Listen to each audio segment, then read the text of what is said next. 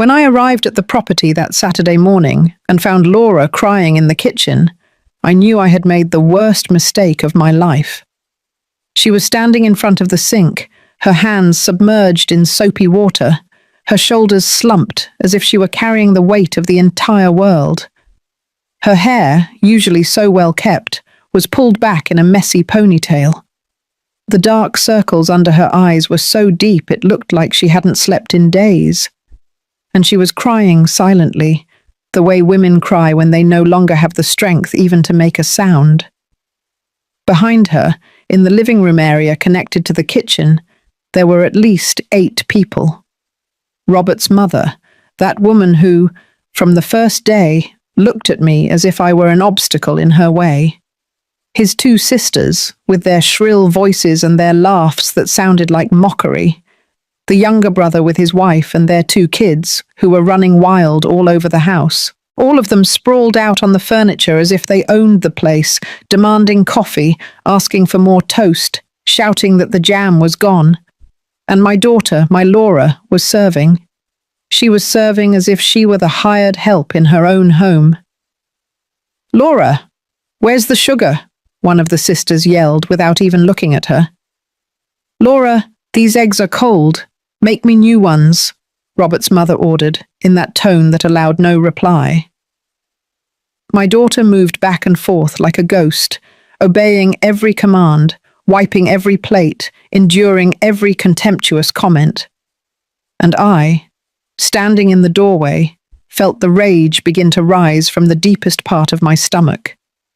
This was not what I had planned. This was not what I bought this property for. It had been exactly 1 year and 6 months since Laura left her first marriage. It was 18 years with a man who abused her in every way possible without ever raising a hand. He would ignore her for weeks, tell her she was worthless, that she was no good, that she had ruined his life. When she finally found the courage to ask for a divorce, he took everything: the house they had bought together, the savings, even the car I had given her for her 40th birthday. Laura came to my place with 2 suitcases and a shattered soul. For months, I watched her walk around my living room like a zombie, unsure of what to do with her life, unsure of how to start over at age 43. She cried every night, thinking she had already lost her chance to be happy, to have a family, to have a place of her own in this world. And I, as a mother, as a woman who had fought my own battles, decided to do something. I had $45,000 saved up from 30 years of working as an accountant, money I had set aside for my retirement, for my later years, so I wouldn't be a burden to anyone. But when I saw my daughter like that, I knew that money had a more important purpose. I found this small farm property on the outskirts of Atlanta. It wasn't big, but it was beautiful. 2 acres of land with fruit trees, a 3-bedroom house, a spacious kitchen with windows overlooking the garden. It cost $52,000, so I had to take out a loan of $7,000 from the bank, but I didn't care. When I saw the look on Laura's face the day I gave her the keys, I knew I had made the right decision. "Is it mine, Mum?" she asked me with her eyes full of tears. "It's really mine." "Yours and no one else's," I said, hugging her tight.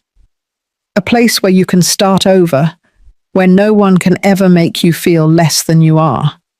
That day we cried together. We cried with happiness, with hope, with the feeling that things were finally going to get better. I imagined Laura living here peacefully, tending her garden, maybe starting a small baking business like she had always dreamed of. I imagined her at peace. I never imagined this. I never imagined that 6 months later she would meet Robert at a grocery store, that he would be so charming at first, so attentive, so different from her ex-husband. I never imagined they would marry so quickly, just 4 months after meeting. And I certainly never imagined he would bring along this family that had now turned my daughter's refuge into their personal vacation spot. "Alice, what a surprise," Robert's mother said when she finally saw me standing in the kitchen entrance. Her voice was sweet, but her eyes were cold as ice. "We didn't know you were coming today." "It's my property," I said in a calm voice, though I was boiling inside.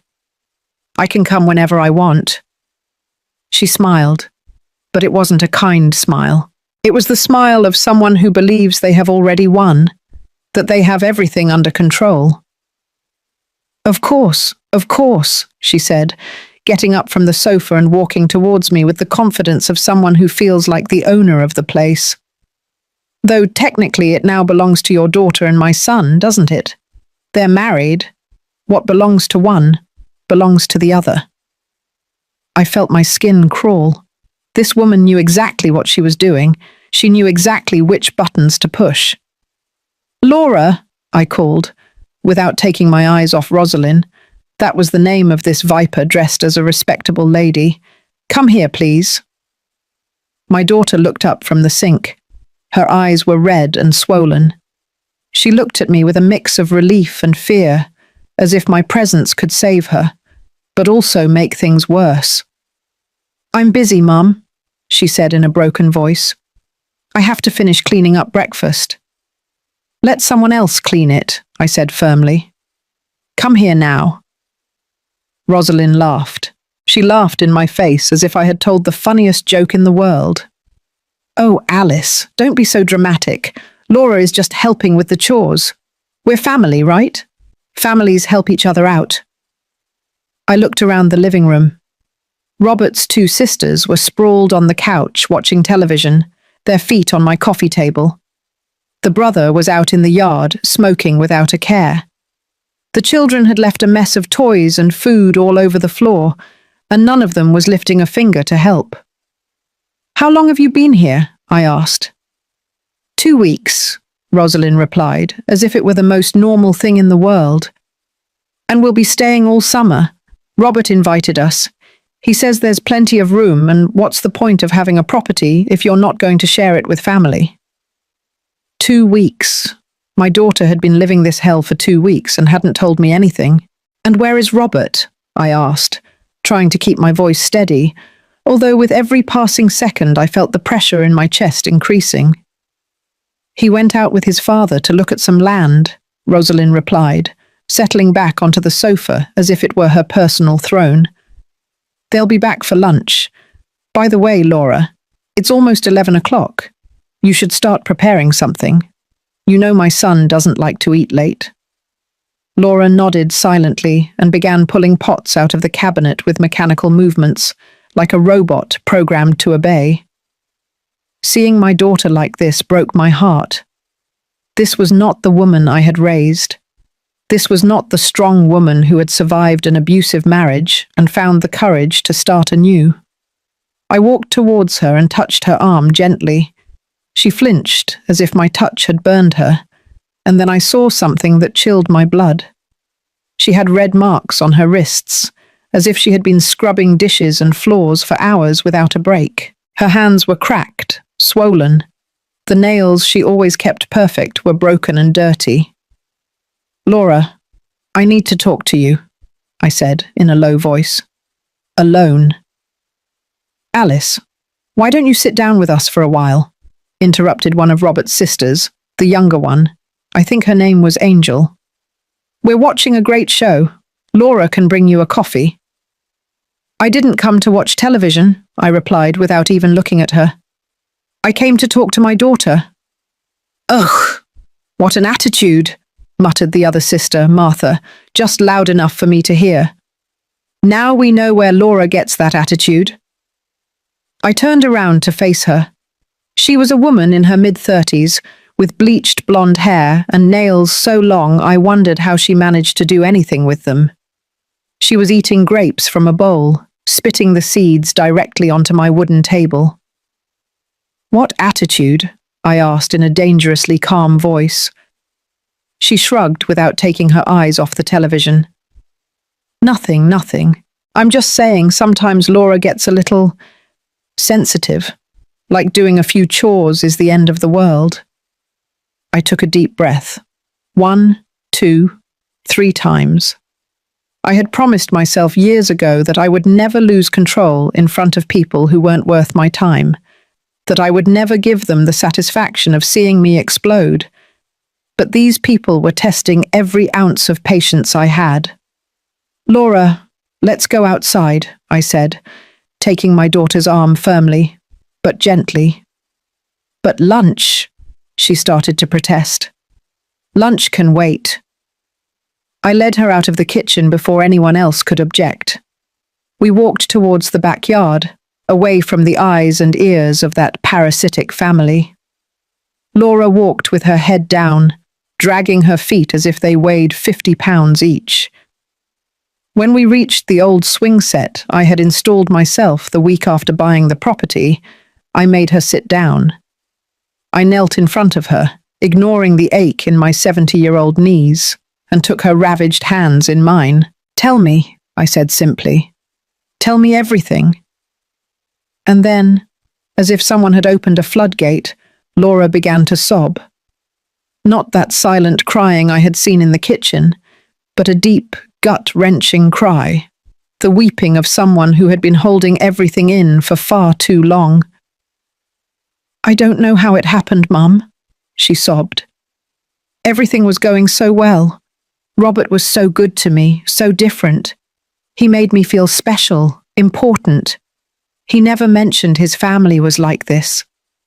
He never told me his mother was so controlling," I offered. "Manipulative, abusive."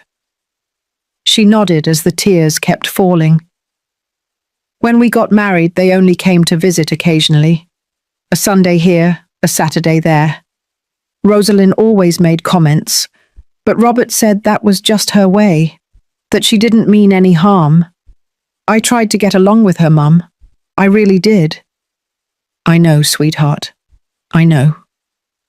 But 3 weeks ago, Rosalind called Robert, saying she needed a favour, that her landlord had raised the rent on her apartment, and she needed a place to stay while she found something more affordable. Robert asked me if she could come for a few days. I didn't want to, but how could I say no? She's his mother. I felt the anger rising inside me, but I kept quiet, letting her speak. "She arrived with 2 suitcases," Laura continued. "She said it would only be a week, but on the 3rd day, Angel showed up with her things, saying she had fought with her boyfriend and needed a place to stay. Then Martha arrived, saying her apartment was being renovated. After that, Ryan came with his wife and kids, saying they wanted to spend a few days in the country." "And Robert didn't say anything," I stated, not asked. Laura shook her head. "He says yes to everything. If his mother asks him for something, he can't refuse. He says we owe them hospitality because they're family, that this house is big enough for everyone, that I'm exaggerating when I complain." "Exaggerating?" I repeated, feeling the temperature of my blood rise. "Exaggerating when they're treating you like a maid in your own house."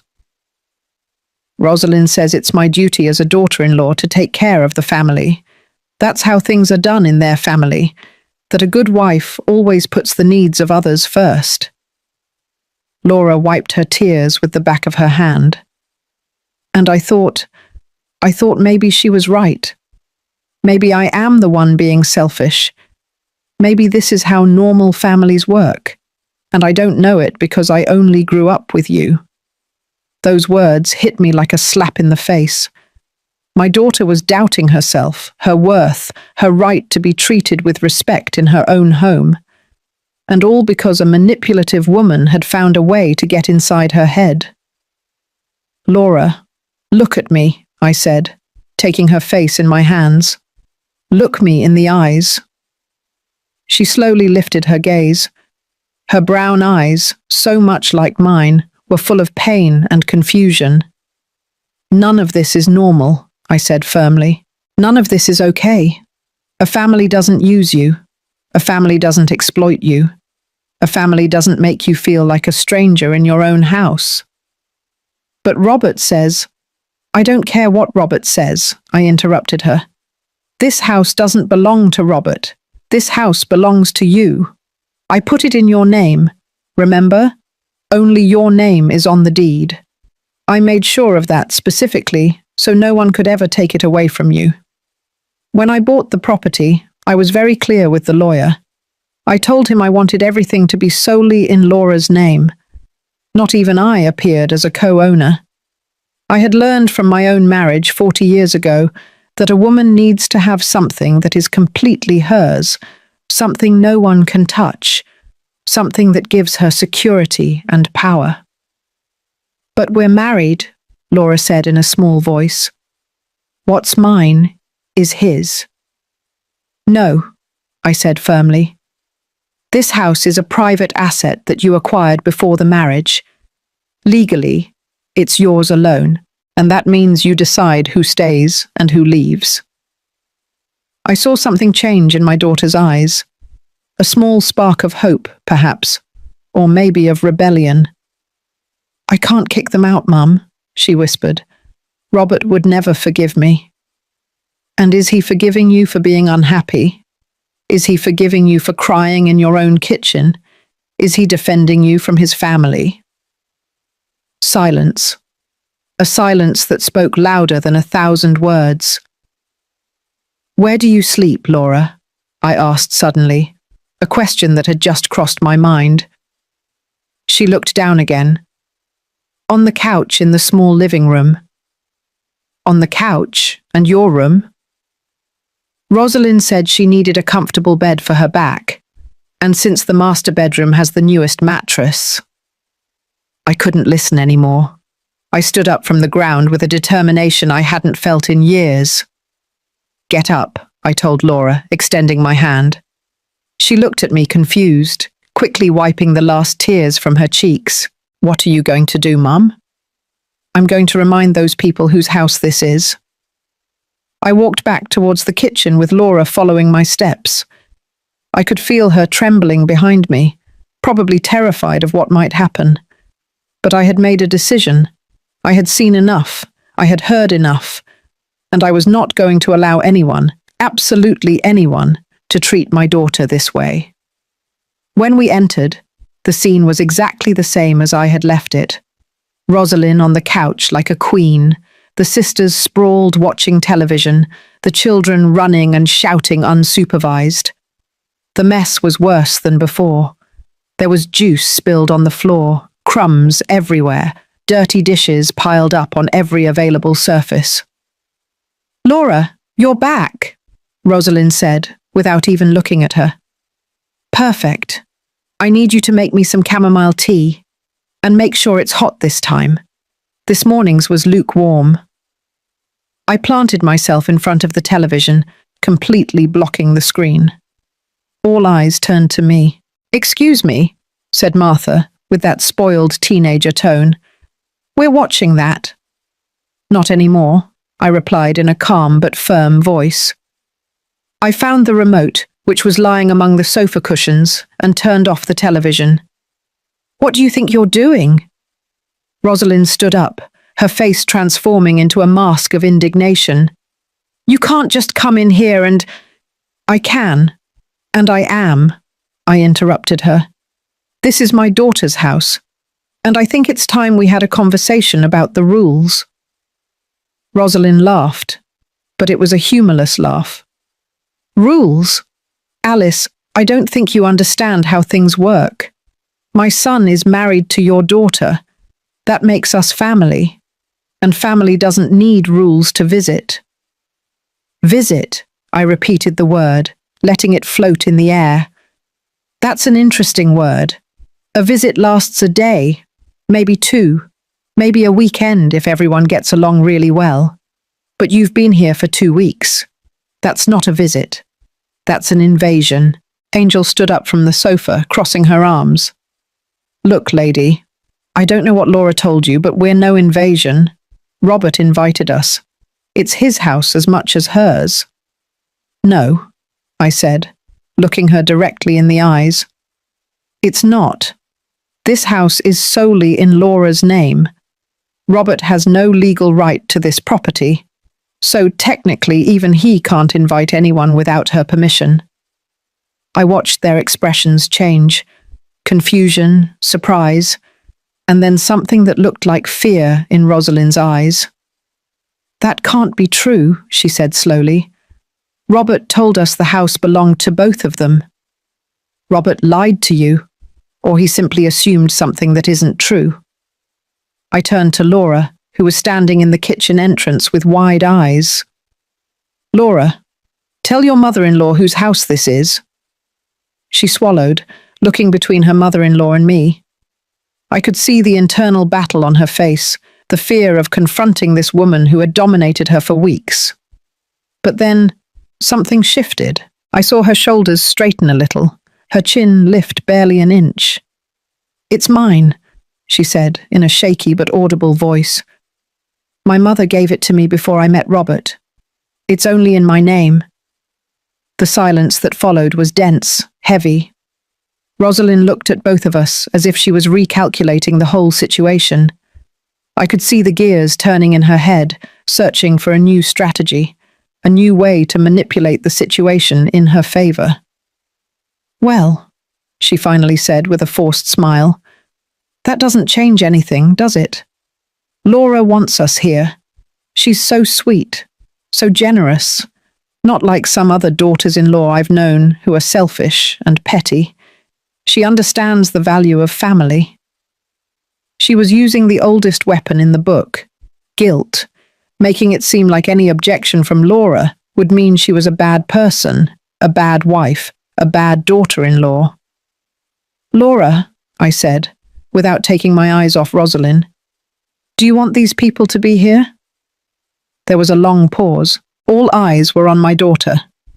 I could see her struggling with the answer, how years of conditioning from her first marriage told her she had to be nice, she had to please everyone, that saying what she really thought would make her a horrible person. Laura began in a weak voice. "The truth, sweetheart," I said softly. "Just the truth." She took a deep breath, and when she spoke, her voice was stronger. "No, I don't want them here." Rosalind gasped as if she had been slapped.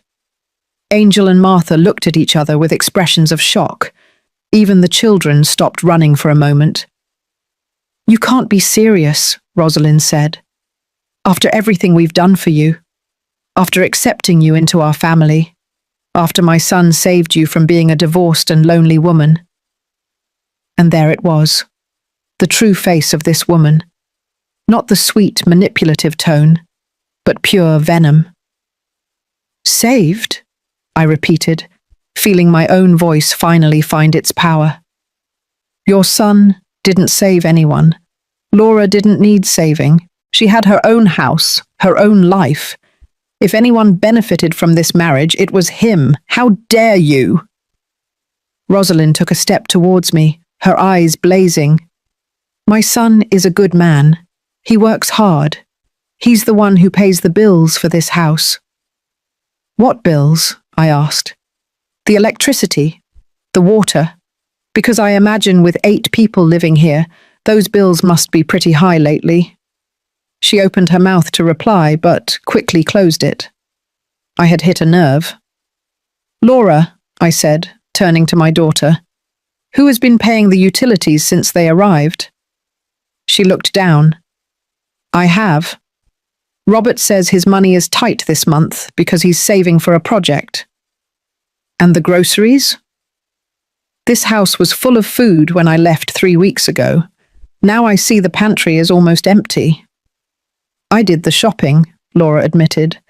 3 times this week, almost $800 in total." $800. My daughter had spent $800 feeding this family of freeloaders in 2 weeks. "And have they contributed anything?" I asked, though I already knew the answer. Laura shook her head. I turned back to Rosalind with a cold smile. "So let me see if I understand correctly. You all came here, moved into my daughter's house, have been eating her food, using her utilities, sleeping in her bed, and on top of that, you've turned her into your personal maid. And all this without paying a single cent." We're family, Rosalind repeated, but now her voice sounded less certain. Family doesn't charge each other. You're right, I said, nodding slowly.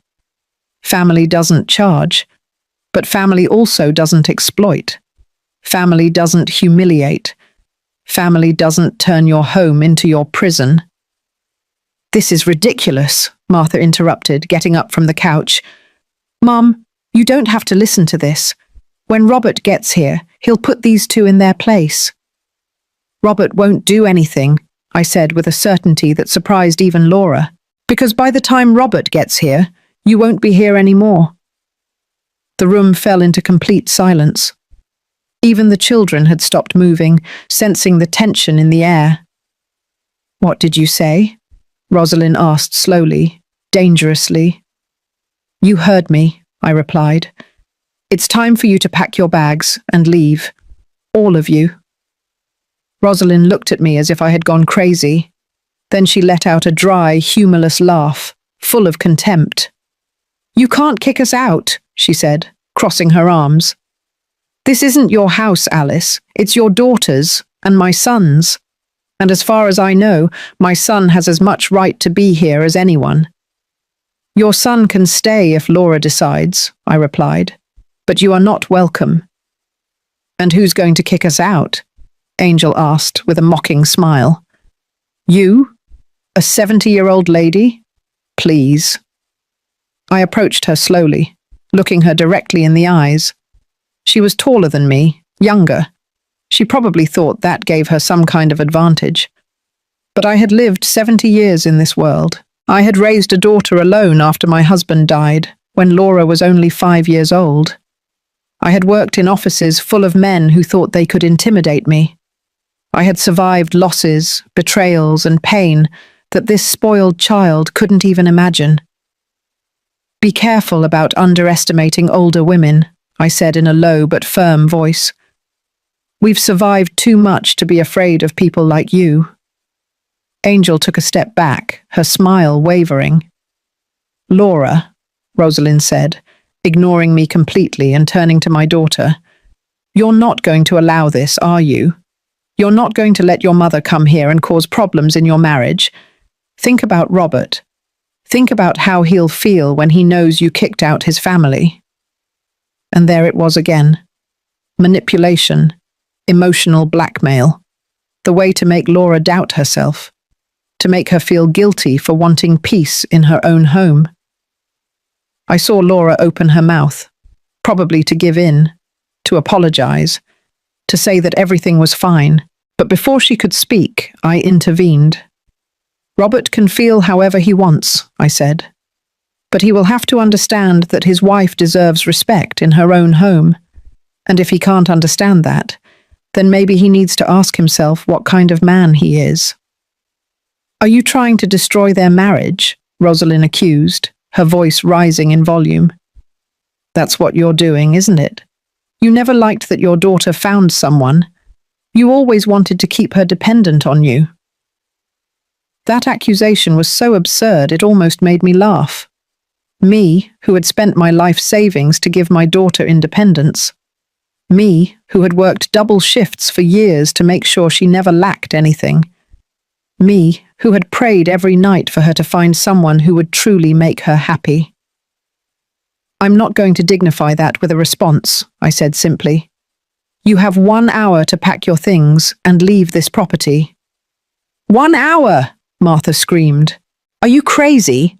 We have suitcases, boxes. The kids have toys all over the house.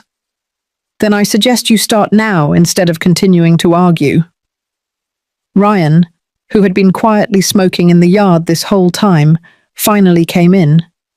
He was a heavy-set man in his 40s, with a beer belly and a perpetually bored expression on his face. What's going on here? He asked, looking between his mother and me. This woman is kicking us out, said his wife, a thin woman with a high-pitched voice who hadn't opened her mouth until now. Can you believe it? She's kicking us out. Ryan looked me up and down, sizing me up.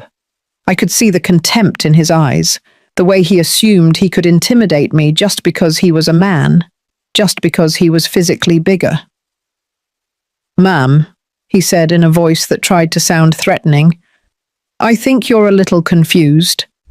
This is my brother's house, and we are my brother's guests, so you have no authority to tell us anything." I took my cell phone out of my pocket, a simple gesture, but it made everyone tense up. "What are you going to do?" Rosalind asked suspiciously. "Call the police? Don't be ridiculous. They won't do anything. We haven't committed any crime." "I'm not going to call the police," I said, dialing a number I knew by heart. "I'm going to call my lawyer." I saw their expressions change. The lawyer. That word has power. It has weight. It means legal consequences, documents, official things that cannot be ignored or manipulated with sweet words. The phone rang twice before he answered. "Alice, what a surprise. How are you?" "Hello, Richard," I said loudly, making sure everyone could hear. "I need you to clarify something about the deed to the property we bought for Laura last year." "Sure, tell me. The house is solely in her name, correct? Her husband has no ownership rights." "Correct. It's a private asset acquired before the marriage. It is completely in her name." "Why? Is there a problem?" "There are people on the property who refuse to leave when asked to do so. Can my daughter legally demand that they vacate?" "Absolutely, it's her private property. If she asks someone to leave and that person refuses, that constitutes trespassing. She can call the police and they will have to escort them off the property." I looked at Rosalind as she listened to every word coming out of the phone. Her face had turned pale. "What if they are relatives of her husband?" I asked. "It doesn't matter. The law is clear. Private property means the owner decides who can be there and who can't. The fact that they are related to the husband doesn't give them any legal right." "Perfect. Thank you very much, Richard. If I need anything else, I'll call you." I hung up the phone and put it back in my pocket. The silence in the living room was absolute. "Did you hear that?" I asked, looking at each of them. "If you are not off this property in 1 hour, Laura is going to call the police, and believe me, you don't want that to happen. The police are not friendly when they have to remove people who are trespassing." "This is unbelievable," Rosalind muttered. "Absolutely unbelievable. Wait until Robert hears about this. Wait until he knows that his own wife kicked his family out onto the street." "Robert is free to have his opinion," I said. "But this is the reality. His family has abused Laura's hospitality. They have turned her house into their personal hotel. They have spent her money, occupied her space, and treated her like a maid. And now that's over." "We didn't do any of that," Martha screamed. "Laura is exaggerating, as always. She's so dramatic." "Dramatic?" I repeated, feeling the temperature of my voice drop dangerously. "My daughter's hands are ravaged from cleaning and cooking for you. She hasn't slept in her own bed in 2 weeks because your mother appropriated it. She has spent $800 on food that you devoured without contributing a single cent, and you call her dramatic." Martha opened her mouth to reply, but nothing came out, because she knew it was true. They all knew it. "Mum," Laura said in a trembling voice from her position at the kitchen entrance, "what's going to happen when Robert gets here?" It was the question that had been floating in the air all this time. Robert, the husband, Rosalind's son, the man caught in the middle of all this. "That depends on him," I replied honestly. "He can get angry. He can try to defend his family. Or he can see this for what it truly is. A necessary intervention to protect his marriage and his wife's mental health." "He'll take our side," Rosalind said with certainty. "My son knows his place. He knows that family comes first." "His family is Laura now," I said, looking her directly in the eye. "When he married her, she became his priority. Not you, her. That's what you think," Rosalind spat. But a son is always a son. Blood is thicker than any marriage certificate. And there was the real truth. This woman's deep-seated belief that her son would always belong to her, that no wife could ever be more important than his mother. It was a battle Laura could never win, not as long as Robert remained tied to Rosalind's manipulations. "You have 50 minutes," I said, looking at my watch. "I suggest you stop talking and start packing." For a moment, no one moved. They all stood there looking at me as if they expected me to back down, to say it was just a joke, that of course they could stay. But I didn't move. I stood there, firmly planted, arms crossed, with an expression that made it clear I would not change my mind. Finally, it was Ryan who spoke. "This is stupid. I'm going to call Robert." He pulled out his phone and dialed. We all waited in silence as the phone rang. Once, twice, 3 times. Voicemail. "He's not answering," he muttered, putting the phone away with frustration. "Then I suggest you start packing and explain the situation when he finally does answer," I said without compassion. Rosalind glared at me. If looks could kill, I would have been dead on the floor. But I had faced worse looks. I had faced bosses who yelled at me, doctors who gave me bad news, bank officials who told me I didn't qualify for loans. An angry look from a manipulative woman was not going to make me back down. "Fine," she finally said in an icy voice. "We're leaving.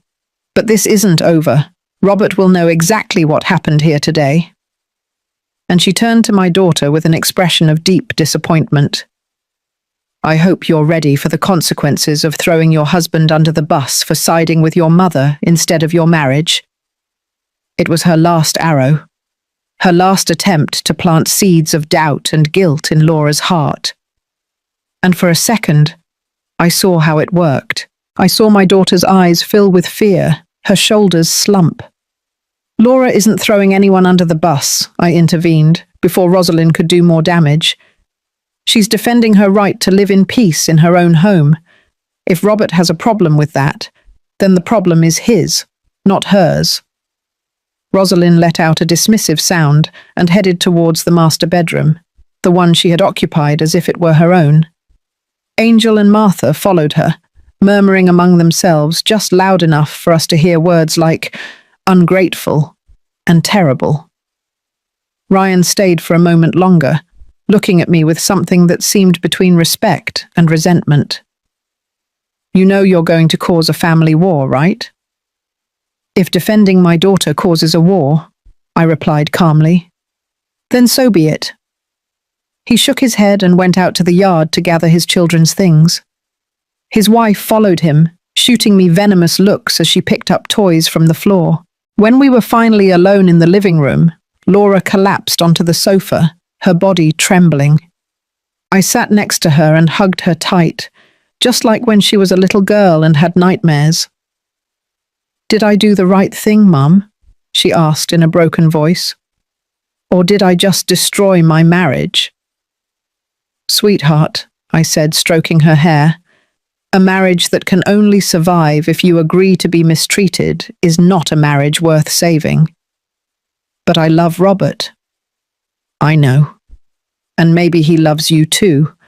But love is not enough if it's not accompanied by respect. And his family doesn't respect you. And worse yet, he hasn't defended you from them." We stayed like that for several minutes, listening to the sound of suitcases being dragged, drawers opening and closing, voices arguing in distant rooms. The sound of an invasion finally being dismantled. "I'm scared," Laura admitted. "I'm scared Robert will leave me, of being alone again, of having failed at another marriage. So listen to me closely," I said, taking her face in my hands so she would look me in the eyes. "If Robert leaves you because you wouldn't let his family abuse you, then he did you a favor, because it would mean he was never the man you thought he was, and you deserve better than that." "But I'm 43 years old, Mum. Who's going to want me at this age? I already failed once." You didn't fail at anything, I interrupted her firmly. Your first husband was an abuser. That wasn't your fault. And if this marriage doesn't work out, it won't be your fault either. The fault belongs to the men who don't know how to value the extraordinary women they have by their side. She leaned on my shoulder and cried. Not the silent crying from the kitchen, nor the hysterical crying from the garden.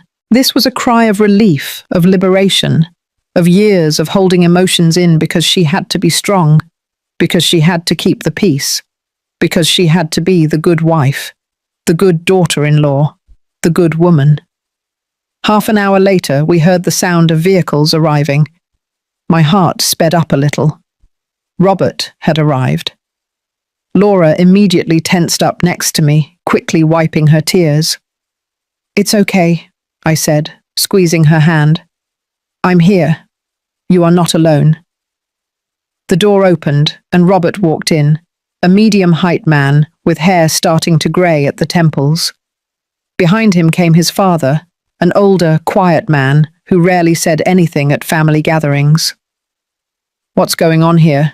Robert asked, looking at the suitcases piled up in the living room. "Why are you packing? Are you going on vacation or something?" Rosalind came out of the bedroom like a storm, her face red with fury. "Robert, thank God you're here. Your mother-in-law has gone crazy. She's kicking us out of the house." Robert looked at me confused, then looked at Laura. "What? What is she talking about?" "Robert," Laura began in a trembling voice, but I stood up and spoke for her. "I asked your family to leave this property because they have been abusing Laura's hospitality for 2 weeks." "Abusing?" Robert repeated, as if the word made no sense. "They're my family. I told them they could stay as long as they needed." "This isn't your house to be making those invitations," I said calmly but firmly. "What do you mean it's not my house?" His voice rose in volume. "I'm Laura's husband. I live here. Of course it's my house." "Living in a house doesn't legally make it yours," I explained. "This property is solely in Laura's name. It's a private asset she acquired before marrying you. You have no ownership rights to this property." I watched his face change, how he processed this information that he clearly didn't know or had chosen to ignore. That doesn't matter. We're married. What's hers is mine." "Not in this case," I said, shaking my head. "And even if it were legally shared, which it's not, you still don't have the right to invite people who mistreat your wife in her own house." "Mistreat?" Robert turned to his mother. "What is she saying?" Rosalind put on her best innocent victim face. "Of course not, son. We've been nothing but kind to Laura. She's exaggerating as always. You know how she is." "How I am?" she said. He remained silent, clearly uncomfortable at being caught between his mother and his wife.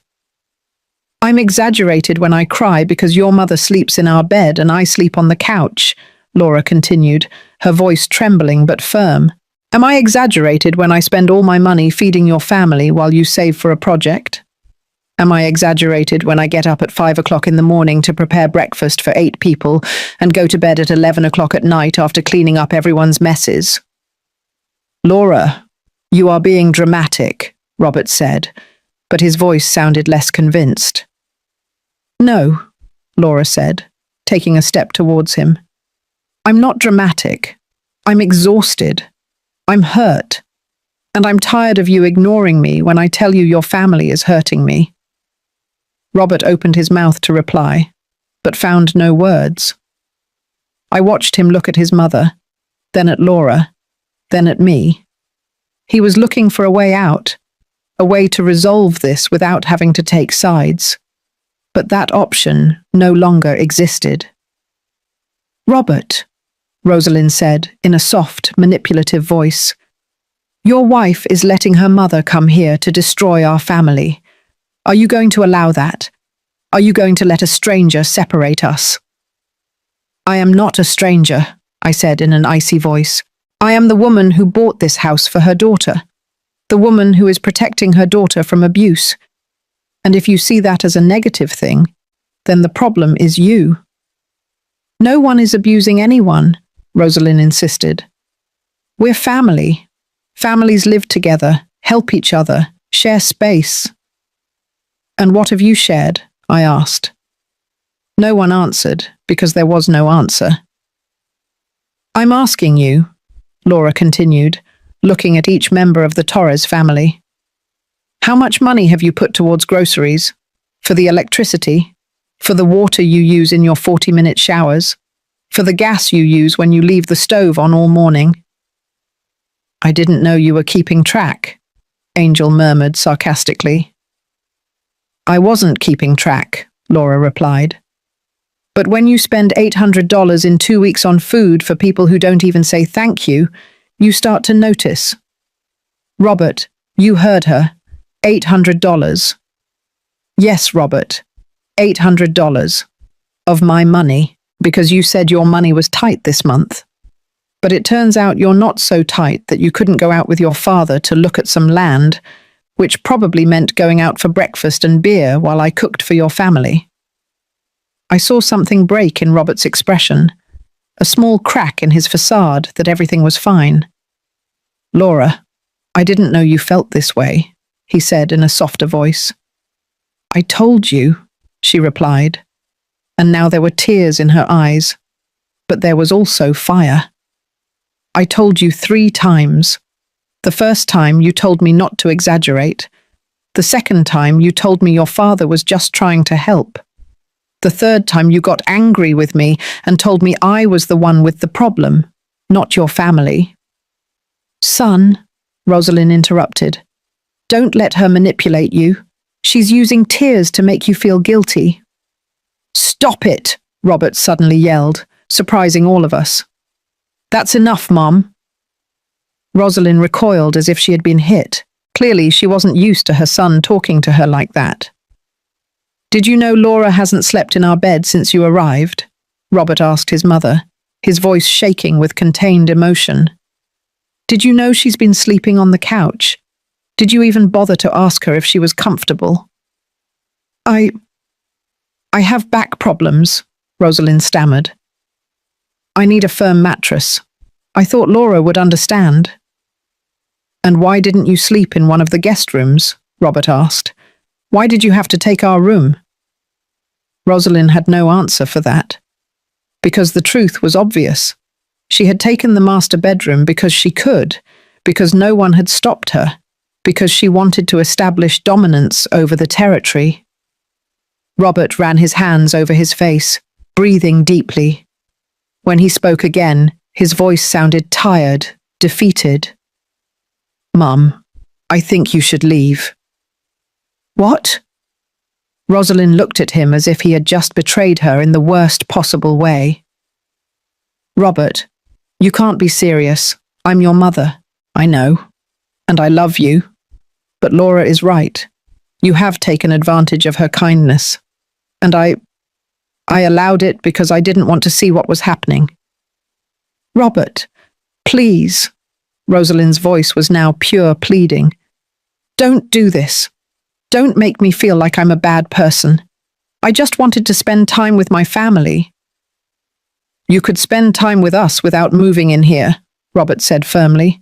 You could visit on weekends. We could go out to eat together. But this... He pointed to the suitcases, the mess, the tension in the air. This isn't a visit. This is an invasion. The words I had spoken earlier were now coming out of her own son's mouth, and they hurt more coming from him. Angel stepped forward, her face red with anger. I can't believe you're kicking us out for this woman, your own family, Robert, the people who were there when you were born, when you grew up, when you needed us. And I'm grateful for that, Robert said, looking at her. But Laura is my wife. She's my family now, too. And you've treated her like an employee in her own house. How did you expect me to react when I finally opened my eyes? You didn't open your eyes, Martha spat. You were brainwashed. That old lady, she pointed at me with contempt, came here to cause problems because she can't stand that her daughter has a life of her own. I took a step towards her. Watch what you say.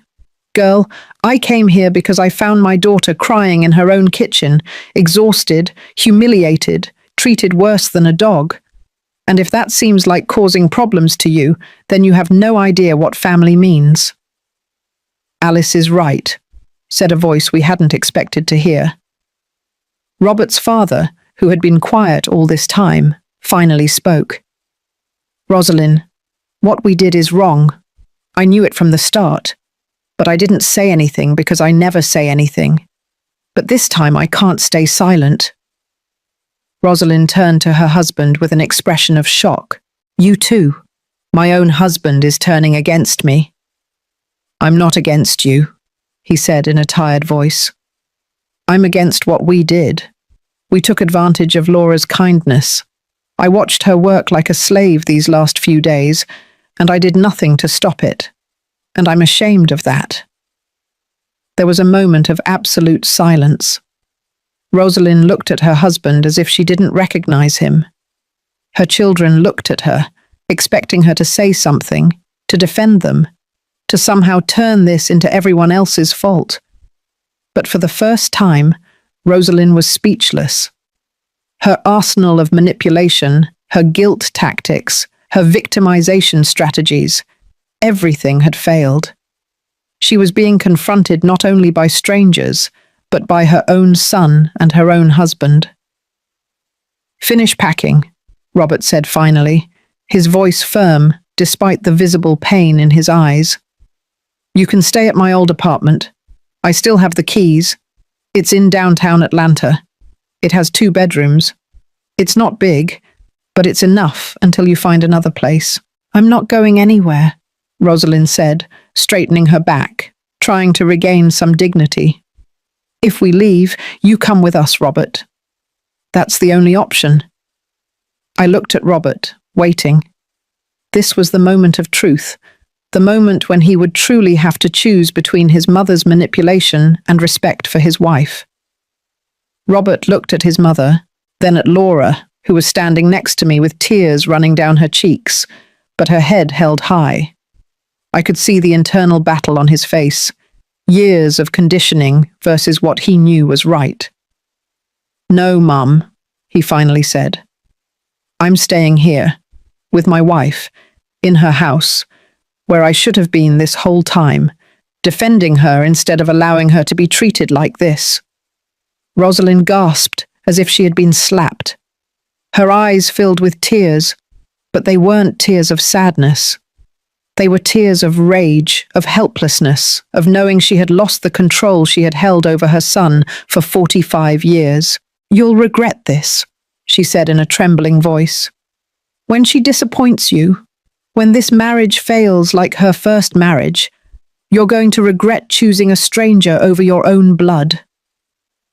Laura is not a stranger, Robert said, with a firmness I hadn't heard from him before. She's my wife. And if this marriage fails, it will be because I didn't protect her when I should have, not because she wasn't worth it.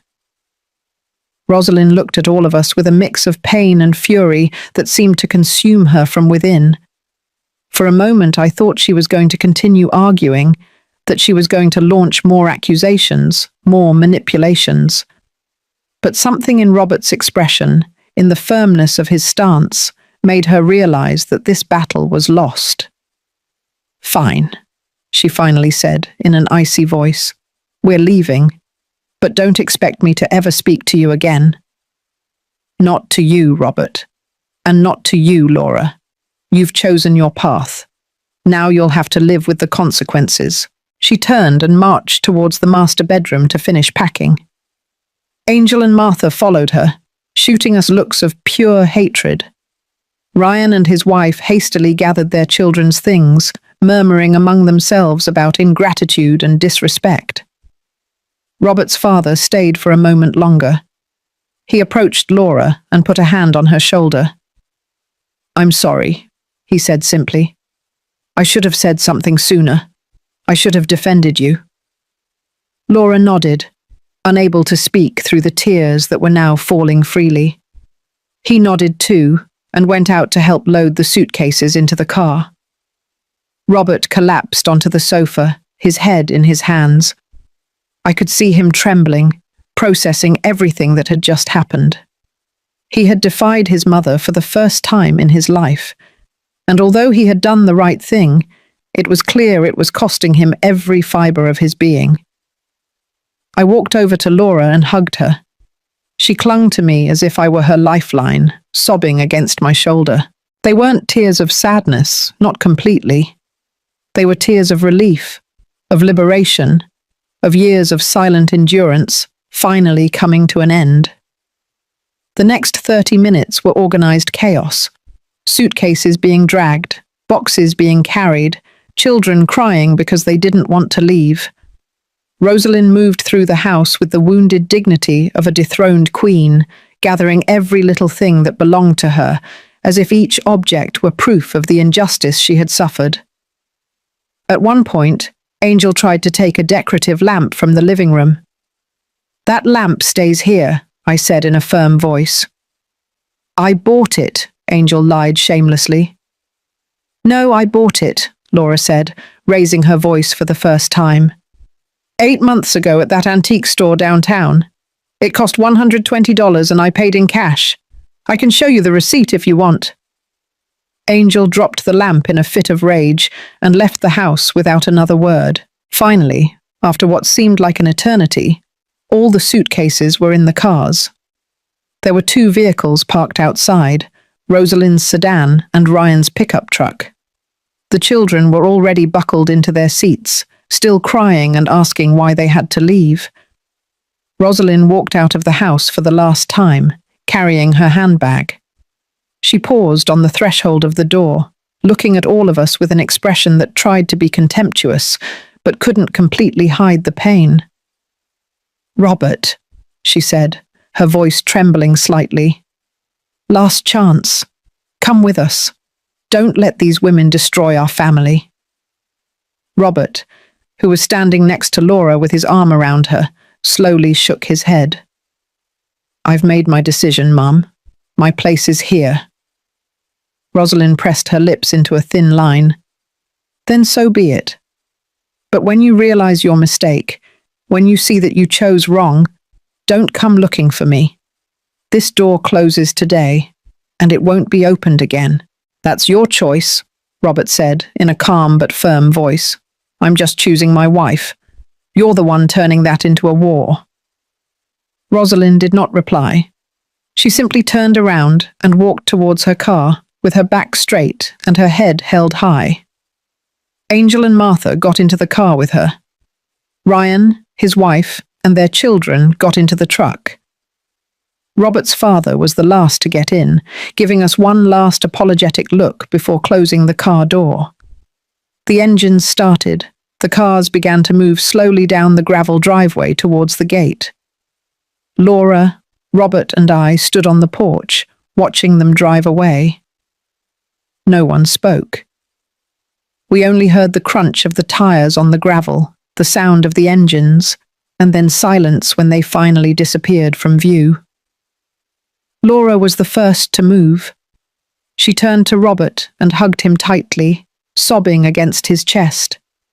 He hugged her back, his own tears finally falling. "I'm sorry," Robert whispered over and over. "I'm so sorry, Laura. I should have listened to you. I should have defended you from the start. I'm sorry." She couldn't reply, only cried and clung to him as if she were afraid he would leave too. I let them have their moment. I stood on the porch, looking out at the empty driveway, feeling the weight of everything that had just happened. I didn't feel victorious. I didn't feel happy. I just felt tired, relieved and hopeful that maybe, just maybe, this would mark a new beginning for my daughter. After several minutes, I walked over to them and put my hand on Laura's shoulder. "Are you two okay?" I asked softly. Laura nodded, wiping her face. "Yes, Mum. I think so." Robert looked at me with red eyes. Alice, I don't know what to say. You were right about everything, and I was a coward. You weren't a coward, I said honestly. You were caught between two loyalties. That's not easy for anyone. The important thing is that you finally made the right decision. Do you think I did the right thing? He asked in an unsure voice. She's my mother, my family. Your family is Laura now, I said firmly. And yes, you did the right thing. A mother who truly loves you would never put you in the position of having to choose between her and your happiness. She forced you to choose, not you. He nodded slowly, processing my words. It's going to take time, he said, to reconcile all of this with what happened. I know, I said. And that's okay. Take all the time you need. But in the meantime, take care of your wife. She needs you now more than ever. I will, he promised, looking at Laura with a tenderness that gave me hope. I promise you, Laura, I will never let anyone treat you like that again. I will never ignore you again when you tell me something is wrong. Laura looked him in the eyes. Truly? Truly, he said, taking her face in his hands. You are the most important thing in my life, and I should have shown you that from the beginning. They kissed, a soft kiss full of apologies and promises. And I, feeling that my job here was done, started to walk towards my truck. You're leaving already, Mum? Laura asked, pulling away from Robert.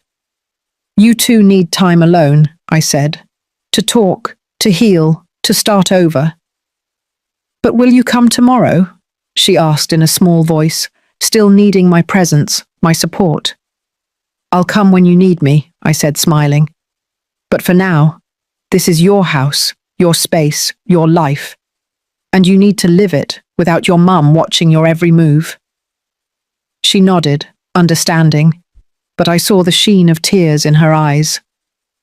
Thank you, Mum, for everything, for defending me, for not letting me lose myself. I'm never going to let you lose yourself, I said, hugging her one last time. That's what mothers do. We're there in the darkest moments, reminding our daughters who they really are. I got into my truck and started the engine. Before driving off, I rolled down the window and looked at them one last time. Robert, I said, catching his attention, take good care of her. Because if I find her crying in that kitchen again, next time I won't just kick out your family. I'll kick you out too. I wasn't joking, and he knew it. He nodded solemnly. It won't happen again. You have my word. Good. I started the truck and began driving down the gravel road. In the rearview mirror, I could see them standing together on the porch, embracing, watching me drive away.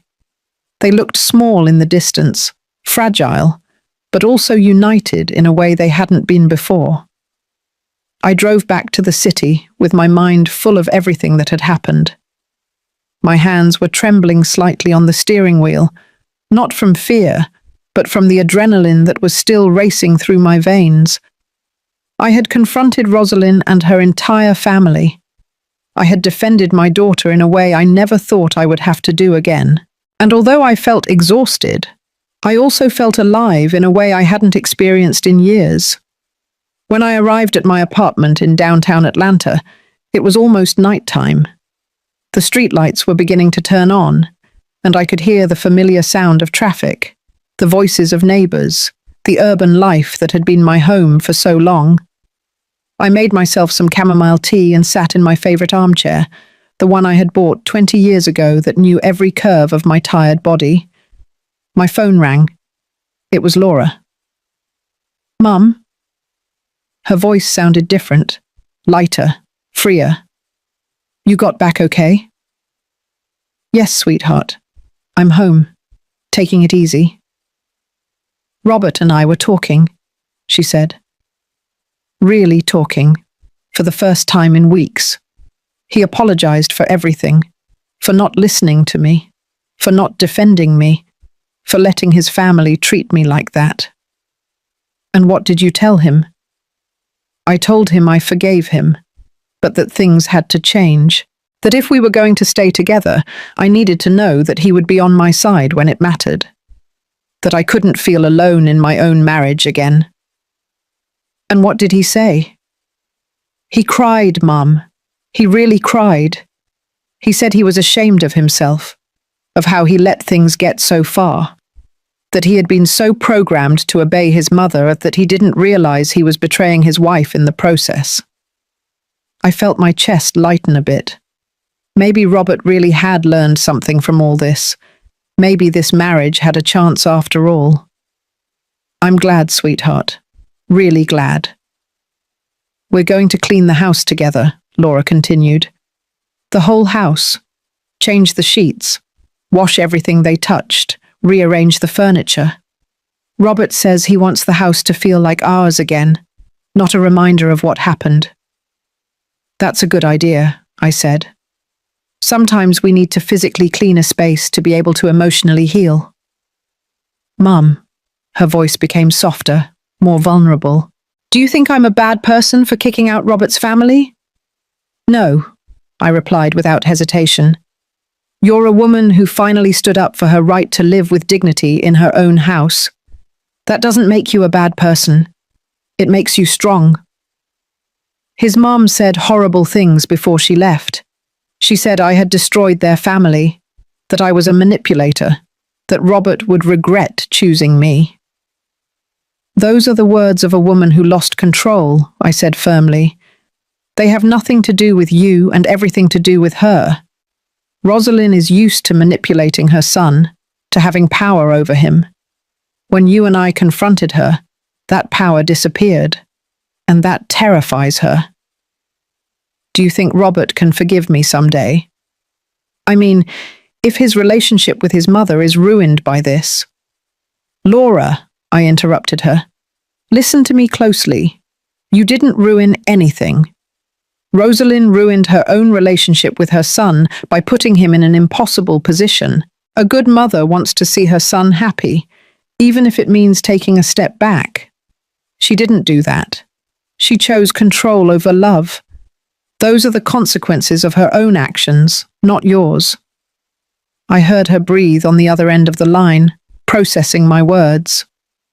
Thank you, Mum, for coming today, for not leaving me alone. I will never leave you alone, I promised. But now I need you to be strong, to stand firm on your boundaries, because Rosalind is going to try to come back. She's going to call Robert. She's going to play the victim. She's going to try to manipulate him into feeling guilty. And when that happens, you two need to be united. We will be, Laura said, with a determination that filled me with pride. Robert promised me he won't let his mother manipulate him again. He says he's going to set clear boundaries. They can see each other, but in neutral places and for short periods. Never living with us again. No more surprise invasions. That sounds fair, I said. Robert has the right to have a relationship with his mother if he wants to, but that relationship cannot come at the expense of your peace of mind. We talked for almost 1 hour more. She told me how they had found things hidden all over the house, belongings of the Torres family that they had intentionally left behind to have an excuse to return. Rosalind's scarf in the closet, the children's toys under the sofa, Angel's toothbrush still in the bathroom. I'm going to pack it all up and mail it to them, Laura said. I don't want anything of theirs here. When we finally hung up, I sat in my armchair for a long time, looking out the window at the city lights. I thought about my own mother, who had died 30 years ago. I wondered if she would have been proud of what I had done today, of how I had defended my daughter. I think so. I think she would understand that sometimes love means being fierce. It means confronting dragons. It means saying no when everyone expects you to say yes. The next few days were quiet. Laura called me every night to tell me how things were going. She and Robert were working on their marriage, truly talking for the first time about expectations, boundaries, family. They were going to couples therapy, something Laura had suggested and Robert had accepted without resistance.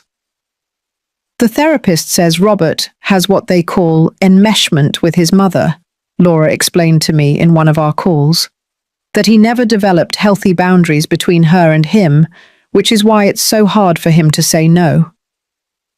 And what does Robert say about that? He says it makes sense, that he always felt he had to please his mother to be a good son, that the idea of disappointing her terrified him more than anything else. At least he's acknowledging it, I said. That's the first step. 1 week after the incident, Rosalind started calling. First, she called Robert directly, but he didn't answer. Then she started sending him text messages, each one more manipulative than the last. Laura read me some. Your father is sick at heart because of you. I can't sleep thinking about how my own son betrayed me. I hope you're happy knowing you destroyed your mother. How does Robert respond? I asked. He doesn't respond, Laura said with satisfaction. The therapist told him not to respond to the manipulation, only to respond when she could talk without trying to make him feel guilty. So far, she hasn't been able to. Good, I said. Maintaining boundaries is the hardest thing, especially at first, but it gets easier with time. 2 weeks later, I received my own call from Rosalind. It was late at night, almost 10 o'clock. Alice. Her voice sounded different, softer, more vulnerable. I need to talk to you. About what? I asked cautiously. About what happened? About my son? About everything? There was something in her tone that made me pause. She didn't sound like the furious, manipulative woman who had left that house 2 weeks ago. She sounded tired, maybe even regretful. All right, I finally said. Talk. I didn't realize, she began, her voice trembling slightly. I didn't realize what I was doing, how I was treating Laura. In my mind, I was just being part of the family, helping, being present. But my husband made me see that it wasn't like that I was being abusive, I completed when she couldn't say the word. Silence. Then a sound that sounded like a choked sob. Yes, she finally admitted. Abusive. That word has been haunting me. I never thought I would be the kind of person who would make someone feel that way. But you did, I said, without softening my words. You turned Laura's house into her prison. You treated her like a maid, and when she tried to defend herself, you made her feel like she was the one who was wrong. I know, Rosalind said, her voice broken. I know now, and I don't know how to fix it. Robert won't answer my calls. Laura probably hates me, and I just want my son back. Then start by respecting his boundaries, I said firmly. Stop calling him 20 times a day. Stop sending him messages trying to make him feel guilty. Stop making this about you and your pain, and start acknowledging the pain you caused. But it hurts, Rosalind said in a broken voice. It hurts not being able to talk to my son. It hurts knowing I lost him. You haven't lost him, I replied. But you will if you keep doing the same thing. Robert needs space. He needs time to heal and strengthen his marriage. And if you truly love him, you'll give him that time unconditionally. And what if he never forgives me? Then you'll have to live with the consequences of your actions, I said mercilessly, just as Laura had to live with the consequences of your abuse for 2 weeks. Just as Robert now has to live with the guilt of not having defended her sooner. There was a long silence. I could hear her ragged breathing, her contained sobs. What should I do? She finally asked. How do I fix it? Start by writing him a letter, I suggested. Not a text message, not a call. A real letter where you take responsibility for your actions without excuses, without justifications. Where you specifically acknowledge what you did wrong and how it affected Laura. And then you give him space to decide if he wants to respond or not. And if he doesn't respond, then you respect his silence. And you continue to work on yourself, on understanding why you did what you did, so you never do the same thing again. All right, Rosalind said in a small voice. I'll do it. I'll write the letter. Rosalind, I said before hanging up. One more thing. If this is another manipulation, if you are trying to find a way to regain control over Robert, I'm warning you now. It won't work. Laura and I are watching, and we won't let you hurt her again. It's not manipulation, she said quickly. I promise you. I just want my son back. And if that means changing, then I'll change.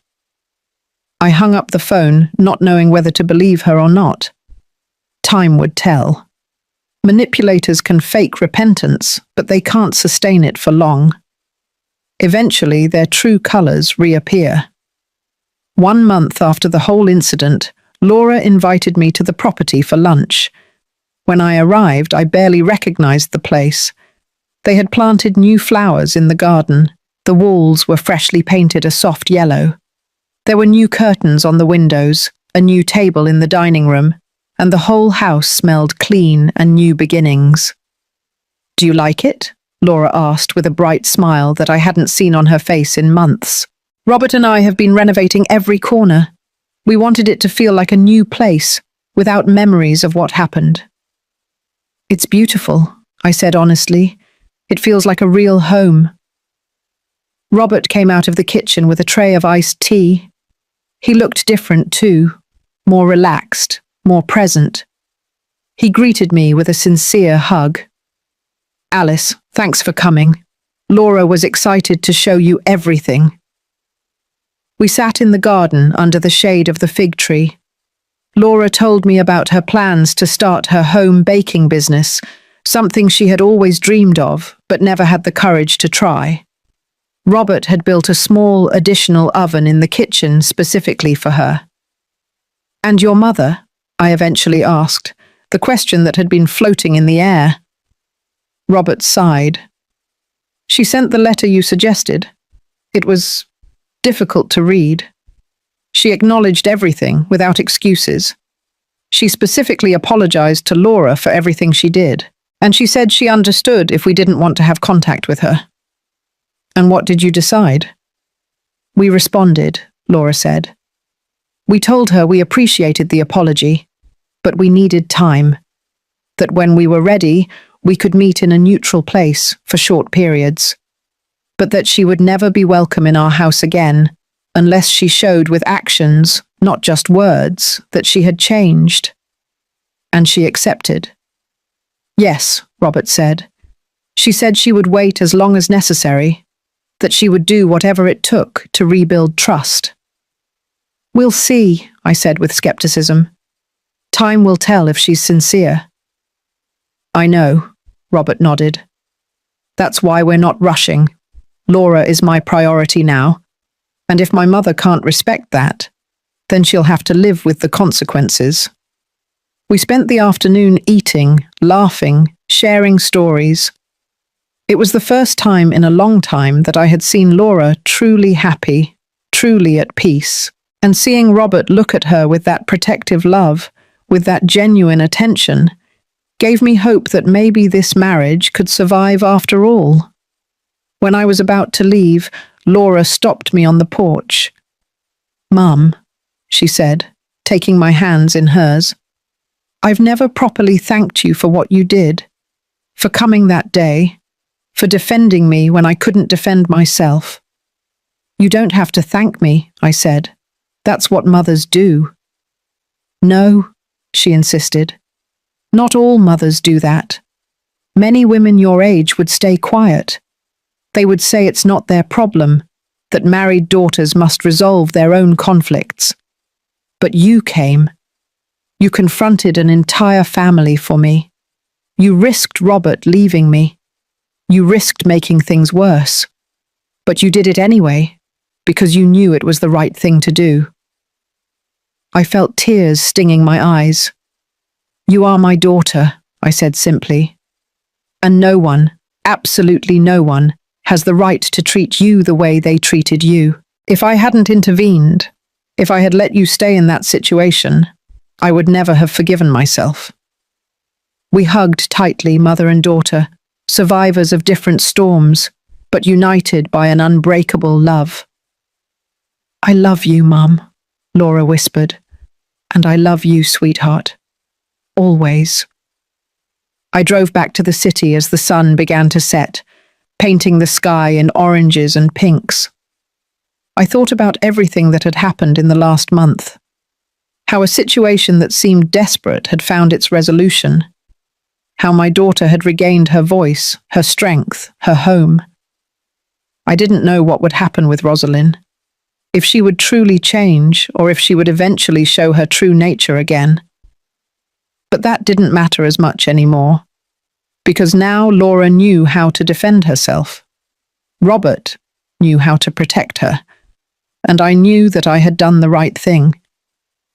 There are moments in life where love means being kind and patient, and there are moments where love means being fierce and unyielding. That day at the property, I had been both. I had been the mother my daughter needed in her darkest hour.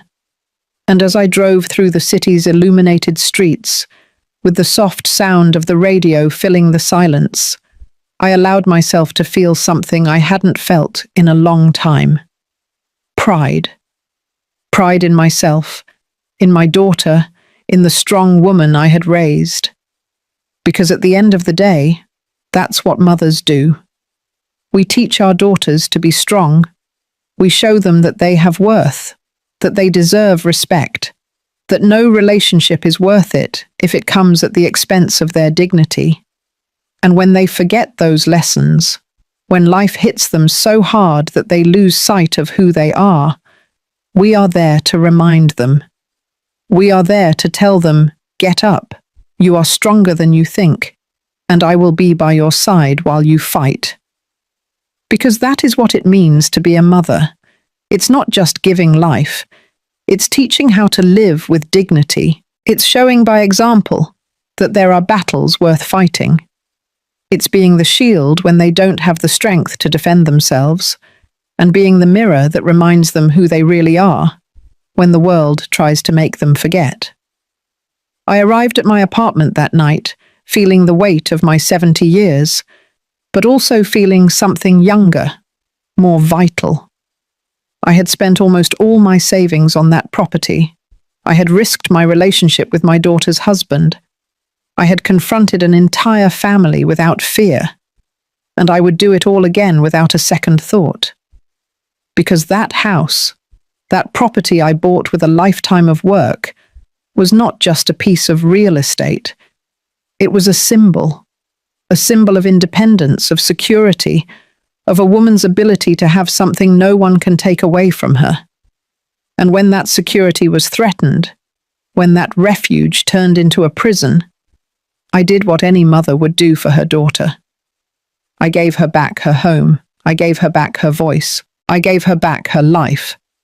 And in the process, I taught her the most important lesson of all, that no matter how old you are, no matter how many times you have fallen, you always, always have the right and the power to get up and say, no more. That night, before going to sleep, I received one last text message from Laura. It was a photo of her and Robert in the garden, hugging, genuinely smiling. And below the photo, 3 words. Thanks for everything. I smiled, put away my phone, and closed my eyes knowing that my daughter was finally okay, that her house was truly hers, that her life belonged to her, and that if she ever needed me again, I would be there in 5 minutes, ready to fight again. Because that's what mothers do. We don't give up. We don't back down. And we never, ever let anyone hurt our daughters without consequences. Never. I'd really appreciate your support. Please subscribe and leave a comment. May God bless you.